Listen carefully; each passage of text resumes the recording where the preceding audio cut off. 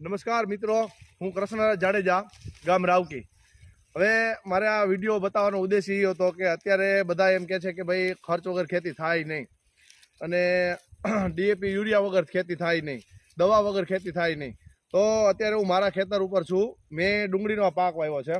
ભાઈ બતાવજો. પીઓમાં એટલે અમારા લોધિકા ફાર્મર પ્રોડ્યુસર કંપનીમાં આર્યમાન જસદણ ત્યાંથી અમે જે લોકો એ બનાવે છે ખાતર, જે ગોલ્ડન દાણેદાર ખાતર, ડીએપીની જગ્યાએ અમે જે પાયાનું ખાતર હોય એમાં ગોલ્ડન દાણેદાર ખાતર વાપર્યું છે વીઘે 40 કિલો. તો અમને એ પણ જોવા મળ્યું છે કે ગાય આધારિત ખેતી કરવી હોય આપણે તો આપણી પાસે વિકલ્પ એક એવો છે કે ગાયના છાણમાંથી અને ગૌમૂત્રમાંથી અને બીજા ખનિજ તત્વોનું ઉમેરણ કરી અને ગોલ્ડન દાણેદાર જે ખાતર બનાવ્યું છે આપણે જસદણથી આર્યમાન ગીર ગૌશાળા, એનો અમે ભરપૂર ઉપયોગ કર્યો છે. અમારે એપીઓમાં લઈ આવી છે, ઘણા બધા ખેડૂતને આપ્યું છે, એનો પણ પરિણામ સારું છે. તો માટે આપણે આવતા ટાઈમે આ ખાતર અને આવા પ્રકારના બેક્ટેરિયા પણ સંપૂર્ણ રીતે પ્રાકૃતિક છે, તો બીજી કોઈ વસ્તુની જરૂરિયાત નથી પડતી. જોઈ શકો છો આપણે આ અમારી ડુંગળી છે, અને આ ડુંગળીની અંદર તમે ગમે ત્યાંથી છોડ ઉપાડો, કાઢજો છો,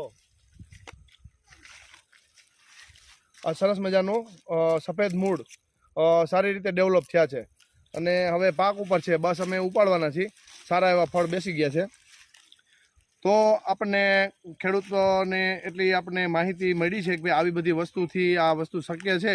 તો હવે આપણે આનો ઉપયોગ કરવો જોઈએ. આપણે પ્રયોગ કરી અને આપણે સફળતા મળી છે, તો આનો આપણે ભરપૂર ઉપયોગ કરી અને આપણી જમીન સુધારી, આપણું પાક સુધારી, ઉત્પાદન વધારી અને ખર્ચ ઘટાડી.